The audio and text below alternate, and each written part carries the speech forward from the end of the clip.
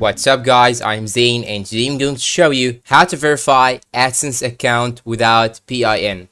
Now, first thing you should do when you go into verification check in your Google AdSense account, you will find here that it asks you to enter the PIN or the PIN that they mailed to your billing address. And now let's say that they didn't give you or send you the PIN number. What you should do right now? Simply, you're going to click on these three horizontal lines on the top left corner. Then after that, you'll have to choose account, then choose account settings. And after that, click on account information. Now, once you go into this page, now you have to copy this publisher ID. So now I'm going to copy it. And after copying it, you'll need it back. Now go back to the three horizontal lines on the top left corner. Then now you have to choose payments, then verification check. It will get you back to this page right here. And now what you need to do is to click on learn more right here. Then it will show you this page right here. Now you have to scroll down till you find this option with the blue font right here, PIN troubleshooter. Tap on PIN troubleshooter, and once you tap on it, it will get you to this page. Now you have to confirm your email. So if this email showing you right here is the same email that you used to verify your AdSense, you can simply click on yes. If it doesn't, you can simply click on no and insert the email that you have used in order to log in into your Google AdSense. Now, after clicking on yes, you can click on continue.